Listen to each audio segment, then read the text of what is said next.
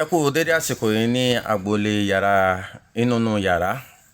Nínú yàrá lágboolé ta wà báyìí lọ́kùnrin wa lóbìnrin wa lọ́mọdé wa lágbàlagbà láwa tá a bá ti mọ̀ nípa ìbálàjọṣepọ̀. Ó ní mo fẹ́ ká sáré sọ̀rọ̀ lé lórí. Kí ni mo fẹ́ ká sáré sọ̀rọ̀ lé lórí ni pé ọ̀pọ̀lọpọ̀ àwọn ọkùnrin a máa ń ṣe mistake kan. Bẹ́ẹ̀ náà ni a mọ right time to say it, bẹ́ẹ̀ ni a mọ right place to say it. A kì í mọ ìgbà tó yẹ ká sọ. Àwọn ọkùnrin mọ̀ láti sọ ṣùgbọ́n wọn mọ ibi tán ti ń sọ yàtọ̀ sí kí wọ́n lọ bá ká bá sọ̀rọ̀ pé bí bá lájọ sọ̀rọ̀ tán máa ń bá wọn lájọ sọ̀rọ̀ lórí ẹ̀ ni àwọn tó ń bá jẹ́ side chick wọn tó jẹ́ pé abirùlù lẹ́gbẹ̀ẹ́ ìyàwó ilé wọn míì tó ṣe tí í ṣe àlè wọn lọ́pọ̀lọpọ̀ ọkùnrin míì máa ń bá sọ̀rọ̀ bẹ́ẹ̀. No, ẹ nídìí láti bá ẹ bá ìyàwó ilé yín ẹ bá sọ̀rọ̀. Ìyàwó ilé yín náà nídìí láti máa sọ pẹ̀lú ẹ torí pé ẹ ní láti máa jẹ́ kí ìyàwó ilé yín náà mọ̀ nípa àwọn nǹkan wọ̀nyí. Mo jẹ́ hijab sister ni, mo jẹ́ ẹlẹ́hà ni, mo jẹ́ woman of God ni, kò dé orí àwọn kan level tí mo fẹ́ sáré ṣàlàyé fún wa lẹ́yìn ọkùnrin. Ọ̀rọ̀ ẹ̀yin ọkùnrin eléyìí ló bá wí jù. Kí ni mo fẹ́ fàyọ ńbẹ̀ ni wípé tá a bá lọ wo ohun tó ń ṣẹlẹ̀ nínú ìgboro, àwọn hijab sister wọ́n ti ń complain. Ọ̀pọ̀lọpọ̀ wọn tiẹ̀ máa ń pè mí lórí àwọn ọ̀rọ̀ kan pé ibẹ̀ kọ́ mo fẹ́ lọ. Àwọn ẹlẹ́hà gan máa ń pè mí, àwọn woman of God tó máa ní ìyàwó ọkọ àwọn nìkan náà làwọn dára dúró lé lórí bọ́ọ̀tù ọkọ àwọn ìfọ́ àwọn ní àwọn level kọ̀ọ̀kan. But eléyìí tí mo fẹ́ ṣàlàyé ọkùnrin ló bá wí. Kí mo dẹ̀ fẹ́ sọ̀rọ̀ nípa rẹ̀ pé àwọn ọkùnrin a nílò láti máa sọ àwọn ọ̀rọ̀ ìsọkúsọ fáwọn ìyàwó wa lẹ́ẹ̀kọ̀ọ̀kan. Kí ni àwọn ọ̀rọ̀ sọkúsọ yìí tí mo pè tá wá ní ọ̀rọ̀ sọkúsọ lẹ́ ń sọ yẹn ọ̀rọ̀ sọkúsọ yẹn náà ni ó máa ń dùn mọ́ obìnrin nínú. Tẹ́ bá ti wà pẹ̀lú obìnrin nínú yàrá yín tó jẹ́ pé ti wà lábúrò òrùlé yín tó yẹn tó obìnrin jọ wà, ẹ sọ àwọn ọ̀rọ̀ tó jẹ́ àwọn ọ̀rọ̀ tó máa mọ́nú rẹ̀ dùn. Ẹ sọ sọkúsọ gba fífọ́, ẹ sọ̀rọ̀ bí òbò, ẹ sọ̀rọ̀ bí okó ẹ̀fọ́ ọyàn, ẹ sọ̀rọ̀ ìdí láàrin ẹ̀yin méjèèjì kẹjọ kan jọ mọ̀ ẹ jẹ́ kí inú wọn dùn. Because ọ̀pọ̀lọpọ̀ obìnrin ló ti ní ẹni míì tó jẹ́ pé ó kàn múnú ẹ̀dùn lórí ìsọkúsọ yẹn lásán. Ọ̀pọ̀lọpọ̀ obìnrin ló ti mọ̀ dóbi pé obìnrin tó bẹ́ẹ̀ nìyẹn bá tiẹ̀ ti ní tóbìnrin bá ti ní ẹni tó bá ní nǹkan tó ń sọ báyẹn fún tó ní ẹni tí ń sọ báyẹn tá a mọ̀ sí bad boy tó bá ní ẹni tó àbí naughty boy tó bá ti lè ní ẹni tí ń sọ kan báyẹn fún ṣẹ́ mọ̀ pé obìnrin máa fọ́ fún. A máa fà á tóbi débi pé ọ̀pọ̀lọpọ̀ wo ní mọ̀ pé ìsọkúsọ yìí ń gbà mí obìnrin ní rẹ̀.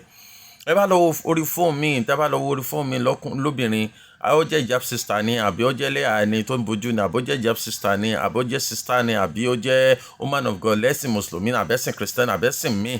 Ṣé mọ̀ pé ọ̀pọ̀lọpọ̀ obìnrin tá bá kó 100% wọn jọ 80 ní ìtàn pè ní blue film lórí fóònù yìí tá a mọ̀ sí sex film wọ́n ní lórí fóònù. Ṣùgbọ́n ìtàn nǹkan wọ̀nyí àbí sex talk nǹkan wọ̀nyí làwọn obìnrin dẹ̀ ní láti máa jẹ́ kẹ́ máa já wọn sí gbà mí.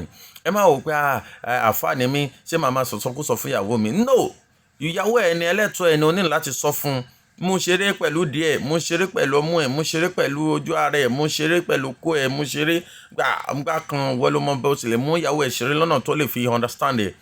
Bẹ́ẹ̀ náà ni pastor, man of God, ẹ jọ̀ọ́ ẹ̀yin àti ìyàwó yín bá ti wà nílé ẹ má wò pé àti ìyàwó mi nìkan lájọ wà nílé ìyàwó mi tájọ wà nílé yẹn èmi ni mò ń sọ̀rọ̀ Ọlọ́run fáwọn èèyàn ọ̀rọ̀ Ọlọ́run tí mo dẹ̀ ń sọ fáwọn èèyàn kò fàyè gbà ẹ̀ ń tanra yín ni. Ẹ lọ wo fóònù ìyàwó yín much ẹ rí i pé blue film tá a mọ̀ sí sex film ó pọ̀ jù ń bẹ̀ tó jẹ́ pé tá bá ń sọ̀rọ̀ pa bad boy ẹ̀bẹ̀gbọ́ tá bá ń sọ̀rọ̀ pa bad boy ọ̀pọ̀lọpọ̀ obìnrin ni ó ní ẹni tó ní crush fún o. Yes, ọ̀pọ̀lọpọ̀ obìnrin ló ní ẹni tó ní crush fún. Tẹ́ bá lọ orí fóònù mi tẹ́ bá ní olórin wo ló fẹ́ràn á máa gbọ́ Ọlámídé ni. Ẹ bá ní olórin wo lẹ fẹ́ràn àmọ́ fẹ́ràn Davido. Ó ní crush fún Davido because of their voice, because of their noticed ìtàn kọ yẹn gangan ni wọ́n tẹ̀lé. Ọ̀pọ̀lọpọ̀ ẹlẹ́hà ló ní orin Ọlámídé lórí fóònù, ọ̀pọ̀lọpọ̀ ẹlẹ́hà ló ní orin Àṣàkẹ́ lórí fóònù, ọ̀pọ̀lọpọ̀ ẹlẹ́hà ló ní àwọn orin sìwọ́sẹ̀wọ́ yẹn lórí fóònù tí wọ́n ní crush pẹ̀lú ṣùgbọ́n wọn láǹfààní láti dọ́dọ̀ wọn ni o. Ṣùgbọ́n ẹ̀yin náà wá nílò láti bá jẹ́ bad boy fún ọkọ ìyàwó yín lẹ́ẹ̀kọ̀ọ̀kan. Wise ẹni láti place ibi tó ti wá place ibi tí a sọ pé place tíyàn ti lè máa sọ tẹ́yìn àti ìyàwó yín bá ti wà tẹ́tí wà nù yàrá ẹ sọ ẹ jẹ́ kí ìyàwó yín náà tiẹ̀ feel ìsọkúsọ lẹ́nu yín ìbá yóò bá wà lágbájá ẹ ṣe àṣọ ìsọkúsọ lẹ̀ máa sọ ó múnú ẹ̀ dùn. Ṣé ẹ understand? Ó múnú ẹ̀ dùn.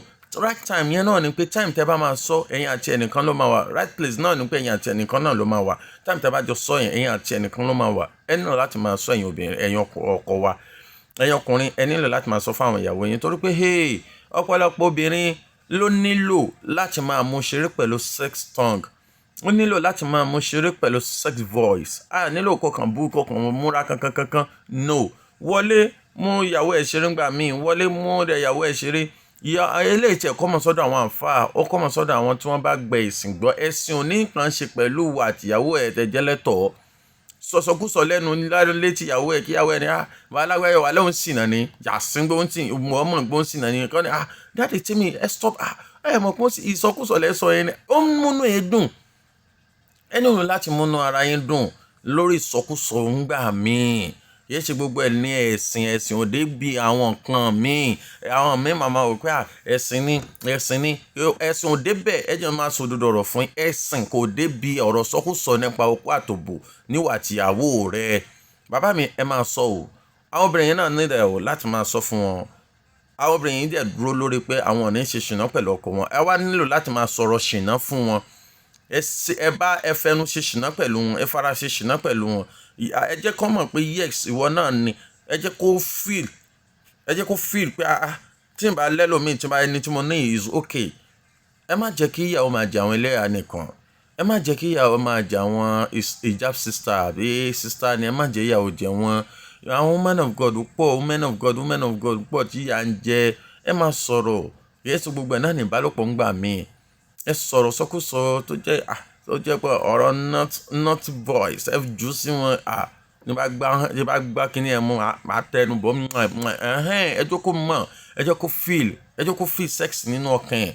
Kò ń ṣe nínú ọ̀rá nìkan ni wọ́n nínú abẹ́ nínú òbò nìkan tí ń feel sex. Ẹ jẹ́ kó feel ẹ̀ nínú ọkàn, ẹ jẹ́ kó feel ẹ̀ nínú ara.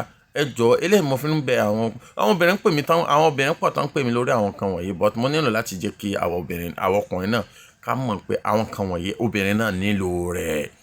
Ẹ jọ̀ọ́ ẹ múra sí àwọn kan wọ̀nyí. Àwọn kan wọ̀nyí náà wà nínú àwọn tí kì í jẹ́ kí ilé dàrú. Ẹ ṣé tẹ̀ ń gbọ́ mi. Àjọṣe wò ní bàjẹ́. Azeez Olúmitútù lórúkọ tèmi gẹ́gẹ́ bẹ́ẹ̀ ṣe mọ̀. Baálẹ̀ inú yàrá yín náà ní kí n lákòókò tàwa pé ẹ máa ṣe dáadáa nínú ayé.